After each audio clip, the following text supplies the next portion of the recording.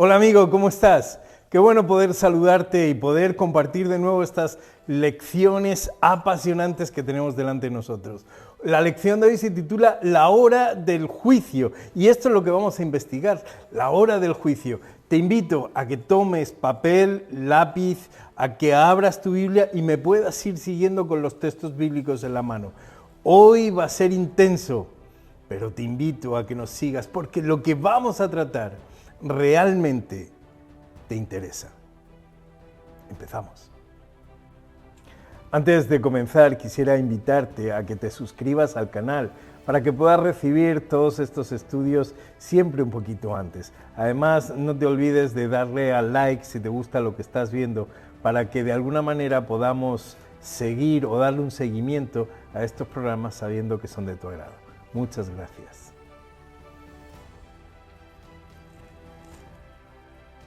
Nuestro estudio de esta semana comienza con un texto desafiante. Y hagan esto conociendo el tiempo que ya es hora de levantarnos del sueño, pues ahora nuestra salvación está más cerca de cuando creímos. Me encanta este texto. La noche está muy avanzada, el día casi ha llegado. Desechemos las horas de las tinieblas y vistámonos de las armas de la luz. ¡Qué maravilla! Es hora de despertar y alistarse. Como ya vimos, el Salvador está al llegar y trae su galardón con él. Pero si ya trae el premio, decíamos, debió haber previamente un juicio que no vimos. Este juicio está anunciado en el mensaje del primer ángel y hablábamos la semana pasada que es un juicio que ocurre en el cielo. Específicamente, él dice, la hora del juicio ha llegado. En el día de hoy quiero invitarte a estudiar la profecía de Daniel 8:14. Es una profecía de tiempo que nos señala un periodo de 2300 tardes y mañanas. Para entrar en materia, creo que es conveniente estudiar, aunque sea por encima, el contexto del libro de Daniel. Como bien sabes, Daniel, en su juventud, había sido tomado cautivo por el imperio babilónico y llevado a su capital para que se convirtiera en un funcionario real. A lo largo de su estancia en Babilonia, muchos fueron los hechos que allí ocurrieron. Todos ellos los puedes encontrar estudiando el libro de Daniel y son asombrosos. Pero el hecho que nos ocupa se halla en el capítulo 6 de Daniel. Este nos va a servir de trampolín para ver esta profecía. El profeta ya es un hombre viejo y todos los días ora con su ventana abierta dirigida hacia el oeste, donde se encontraba Jerusalén. Esta fe de Daniel le costó ser arrojado al foso de los leones. ¿Te acuerdas de esa historia? Bueno, esa está en el capítulo 6. Pero es que la preocupación de Daniel debía ser inmensa, porque después de toda una vida de cautiverio, él es consciente de que los tres pilares del reino de Dios en la tierra, es decir, de Israel, han sido pisoteados. Primero, su país, que es la tierra prometida por Dios, había sido destruida. Segundo, es que no había rey, y el rey era quien representaba a Dios en la tierra. Tercero, no había un santuario donde los pecados fueran perdonados y donde se pudiera alabar a Jehová. Entendemos entonces que la intención de Daniel al orar, siempre con su ventana abierta hacia Jerusalén, era porque estaba esperando o estaba orando por la restauración prometida por el Señor. Así, en el capítulo 9 encontramos a Daniel estudiando la profecía de los 70 años de cautividad que está presentada en el libro de Jeremías. Él estaba interesado en cuándo había que volver. Igualmente, podemos ver en ese capítulo 9 esa oración de intercesión tan agónica del propio profeta hacia Dios, pidiendo el retorno a la tierra sagrada. Este contexto nos debe hacer entender que cuando Daniel recibe la visión del capítulo 8, esa visión de los 2300 días, Daniel se asusta y se espanta. Él estaba esperando la restauración del templo de Dios y recibe un mensaje de que el santuario sería purificado dentro de 2300 días. Mira, si esos días hubieran sido literales, no hubiera supuesto que Daniel hubiera caído enfermo después de la visión, que hubiera quedado espantado, como dice el último versículo, porque finalmente 2300 días literales supondría que Dios le estaría diciendo que en 6 años aproximadamente el santuario sería purificado de nuevo. Pero su espanto es debido a que Daniel entendía perfectamente, como lector de profecías, que 2300 días querían decir 2300 años. Pensar que el santuario de Dios iba a estar clausurado por 2300 años hizo que el profeta estuviera en shock. Pero la intención de Dios era recordarle a Daniel otra cosa y recordarnos a nosotros también por esa profecía. Cuando Dios mandó construir el templo, le dijo a Moisés que construyera un templo en base al modelo que se le había mostrado en el monte. Eso dice Éxodo 25, 8 y 9. Lo cual nos debe hacer entender que el santuario del desierto y posteriormente el que construyera Salomón no eran nada más que una copia de algo real que Dios le había mostrado en visión a Moisés. Es bien sabido que todos aquellos ritos que se llevaban adelante, como la expiación de los pecados por medio del traspaso de los pecados a un animal inocente, eran en sí un acto simbólico. Dios pretendía que todo el que se acercaba a Él entendiera que el perdón y la salvación solo sería posible porque una víctima inocente cargaría con nuestros pecados. En el día de la expiación, en el Yom Kippur, el santuario era purificado y el pueblo perdonado. Ahora bien, entendamos esto porque es crucial, es de importancia crucial, ¿ok? Para Daniel y para nosotros hoy. El autor de Hebreos dice lo siguiente: pero en estos sacrificios cada año se hace memoria de los pecados, porque la sangre de los toros y de los machos cabríos no puede quitar los pecados. Hebreos 10, 3 y 4. Realmente, por muy dramático que sea degollar a un carnero y orar sobre su cabeza poniendo mis manos, no perdona mis pecados. El verdadero sacrificio, el auténtico, no es este. Eso es solamente un símbolo.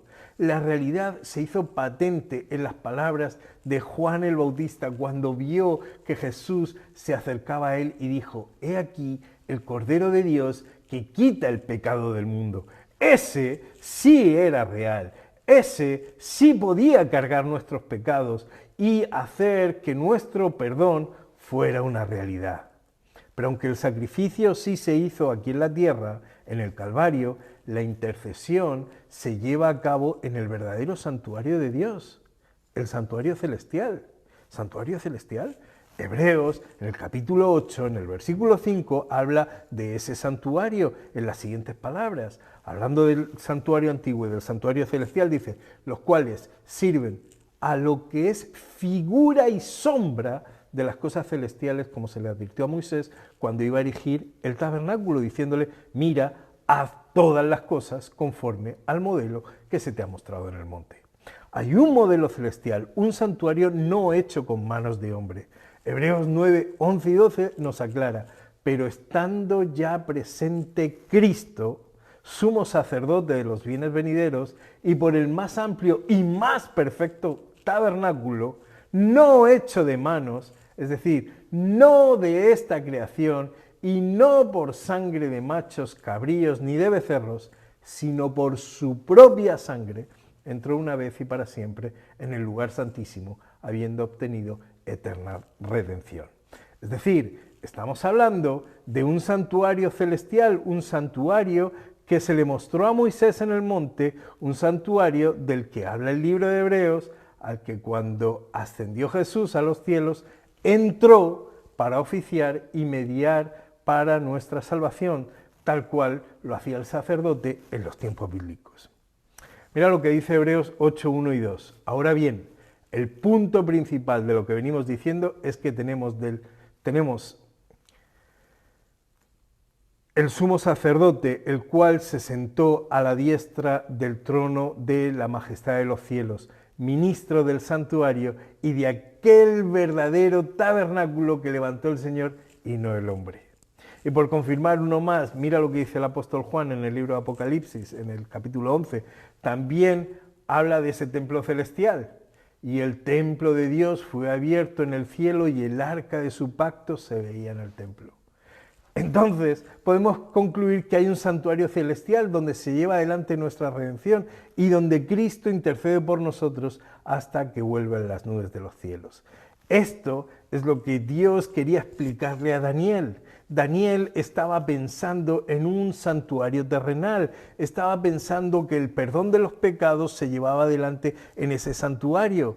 Y Cristo y el cielo entero, a través de esa visión, le está diciendo a Daniel que no, que la verdadera purificación se ha de hacer en el santuario celestial. Hebreos 9, 23 y 24 enfatizan la idea de que es necesario que la figura de las cosas celestiales fuesen purificadas, pero las cosas celestiales mismas con mejores sacrificios que estos, porque no entró Cristo en el santuario hecho de mano, figura del verdadero, sino en el cielo mismo para presentarse ahora por nosotros ante Dios. Querido Daniel, ¿quieres ver la verdadera purificación del santuario? Dice Dios, yo te la voy a mostrar. Pero no está el santuario que tú estás pensando en la tierra, sino el verdadero, el necesario. Entramos en la descripción numérica de esa profecía.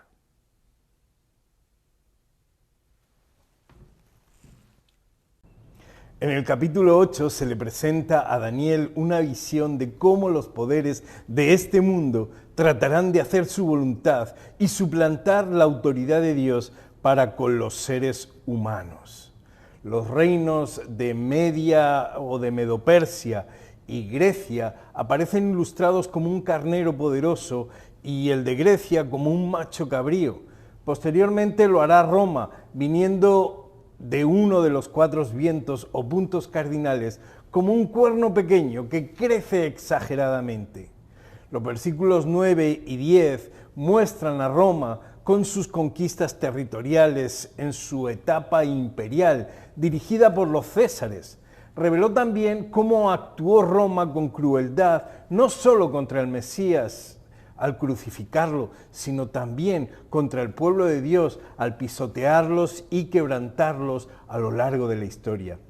En los versos 10 y 12, el profeta revela la nueva fase de Roma, la religiosa.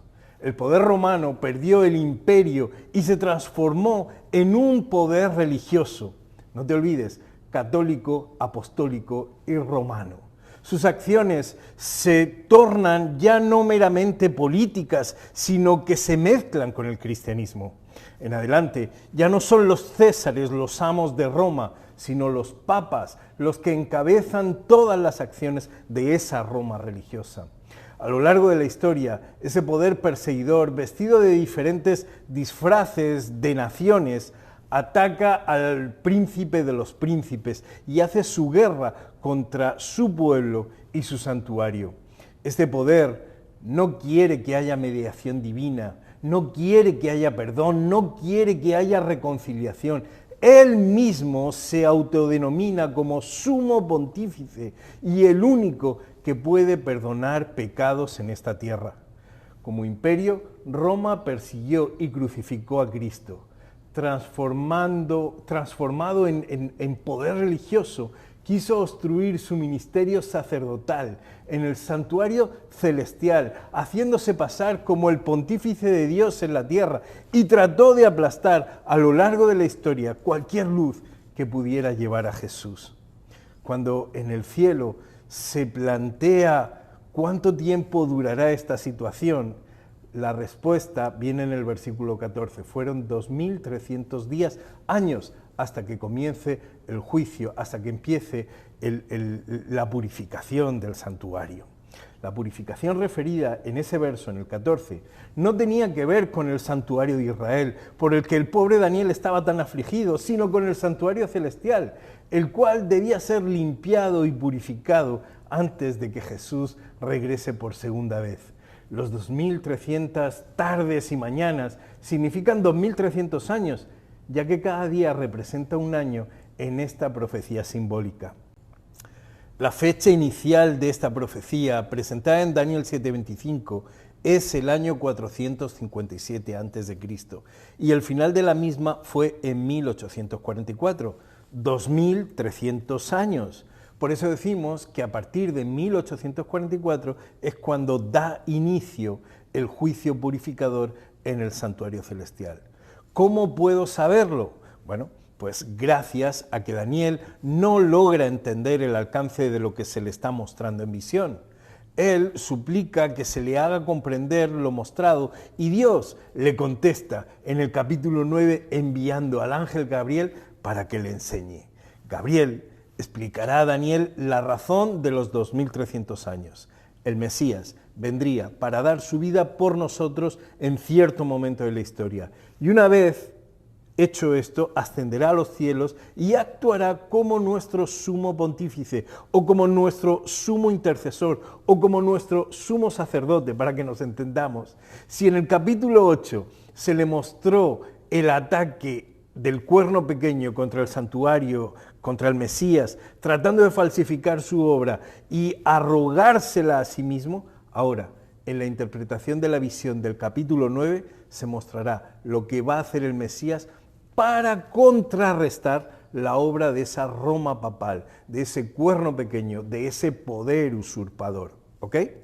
Muy bien, dice el texto, 70 semanas están determinadas sobre tu pueblo y sobre tu santa ciudad, para terminar la prevaricación y poner fin al pecado, y expiar la iniquidad, para traer la justicia perdurable y sellar la visión y la profecía y ungir al Santo de los Santos. Sabe pues y entiende que desde la salida de la orden para restaurar y edificar Jerusalén hasta el Mesías príncipe habrá 7 semanas y 62 semanas. Se volverá a edificar la plaza y el muro en tiempos angustiosos. Y después de 62 semanas se quitará la vida al Mesías, mas no por sí. Y el pueblo de un príncipe que ha de venir destruirá la ciudad y el santuario, y su fin será con inundación, y hasta el fin de la guerra durarán las devastaciones. Y por otra semana confirmará el pacto con muchos. A la mitad de la semana hará cesar el sacrificio y la ofrenda. Después, con la muchedumbre de las abominaciones, vendrá el desolador, hasta que venga la consumación y lo que está determinado se derrame sobre el desolador. El verso 24 me habla de 70 semanas que proféticamente hablando, son 490 días, años, que son determinadas o que son cortadas o que son tomadas de la profecía de la que venimos hablando, la de los 2300. En el verso 25, Gabriel mostró que la fecha tanto para el comienzo de los 490 años como de los 2300 años estaría señalada por un decreto dado para reconstruir y para restaurar Jerusalén, que como ya sabemos había sido destruida en tiempos de Daniel por los babilonios. Esto era hace 140 años, ¿ok?, de que se diera el decreto. Entonces, ese decreto posteriormente fue dado por el rey persa, que entonces gobernaba el mundo, Artajerjes, en el año 457 antes de que Jesús naciera. Y lo encontramos en Esdras 7, 12 al 26. Luego, desde la fecha de este decreto hasta el Mesías príncipe, habrían 7 semanas más 62 semanas, es decir, 69 semanas en total, lo cual, si multiplicamos por 7, nos da 483 años. Las 69 semanas o 483 años nos llevan desde la orden dada en el 457 por el rey persa hasta el año 27 de nuestra era, cuando Jesús fue bautizado en el Jordán y en ocasión de su bautismo el cielo se abrió y fue ungido por el Espíritu Santo. ¿Se acuerdan? Este es mi Hijo amado en quien tengo complacencia. Bueno, luego de su bautismo Jesús empezó su ministerio, iniciando la última semana o los últimos 7 años del periodo separado para los judíos. La última semana para que siguieran siendo pueblo de Dios. Bueno, en esa semana Jesús confirmó el pacto de salvación con el derramamiento de su sangre al ser crucificado a la mitad de la semana. Es decir, el ministerio de Jesús duró 3 años y medio, ¿ok? Y eso fue en el año 31. Con su sacrificio en la cruz, con su sacrificio real, ¿ok?, hizo cesar todos los sacrificios simbólicos ofrecidos en el santuario hebreo. Ahora llegó el único sacrificio válido, el verdadero, en favor de los pecadores. Como vemos, la profecía de los 2300 años señala la obra que Cristo haría en el Calvario y la que haría posteriormente en el santuario celestial para lograr la salvación de todos nosotros. Se acabó el simbolismo. Por eso, como cuenta el Evangelio de Mateo, el velo interior del templo, el que dividía el lugar santo del lugar santísimo, se rasgó de arriba a abajo. Desde entonces, todos los sacrificios en el templo judío dejaron de tener valor alguno. Solo prevalece el sacrificio único, el verdadero, suficiente e irrepetible del Cordero de Dios en el Calvario. El pacto confirmado con los judíos continúa con ellos hasta el año 34, que es el término de la última semana de esta profecía de las 70 semanas, de los 490 años, que estaban separados para el pueblo hebreo. Este año los judíos con su mano mataron a Esteban y persiguieron a los cristianos y rechazaron el Evangelio, por lo cual este pasó con toda plenitud a ser anunciado a los gentiles, al nuevo pueblo, a la iglesia. El resto del tiempo que quedó, es decir, de las 490 años, 1810 años, se centrarían ahora en la iglesia cristiana, el nuevo pueblo del pacto, y en el verdadero santuario celestial, los cuales, es cierto, serían atacados enérgicamente por ese poder, por ese cuerno pequeño, hasta el término de la profecía de los 2300 años. El fin de esos 2300 años es el año 1844, año en el que se inicia la etapa del juicio investigador antes del regreso de Cristo al mundo. ¡Wow! Ha sido muy intenso, lo sé. Muchos datos. Probablemente tendrás que volver a revisar esta visión otra vez. Pero escucha, amigo, hoy estamos viviendo en el tiempo de la purificación del santuario celestial. Estamos en la hora del juicio. Es un momento histórico, en nada común. No es cualquier tiempo. En la época del santuario terrenal, todo israelita sabía que cuando llegaba la hora de la purificación debía confesar y arrepentirse de sus pecados. Si no, sería apartado o echado del campamento. La purificación del santuario celestial habla del juicio final de la tierra antes de la venida de Jesús, como lo anuncia el libro de Apocalipsis, como lo anuncia el ángel. En esta hora, Dios está haciendo el llamado final a todos los seres humanos para que respondan a su amor y acepten su gracia y vivan una vida eterna. Pronto va a terminar el conflicto entre el bien y el mal. Pronto los poderes malignos serán juzgados y declarados culpables. Y el pueblo de Dios será declarado justo por la gracia de Jesús. El tiempo se está acabando. Es hora de volver a nuestro hogar. ¿Hay algo en tu vida que te separa de la voluntad de Dios? ¿Estás dispuesto a dejar aquello que te ata a las costuras de este mundo? ¿Estás dispuesto a obedecer a Jesús? Todo aquel que acude en busca del perdón y salvación no será defraudado, porque la invitación del Señor sigue vigente. Aunque nuestros pecados sean rojos como el carmesí, vendrán a ser blanca lana. Jesús dice, venid a mí todos los que estáis trabajados y cargados, y yo os haré descansar. El que a mí viene no le echo fuera. Amigo, acepta a Jesús. La puerta todavía está abierta y el Señor te está llamando. Dile que sí.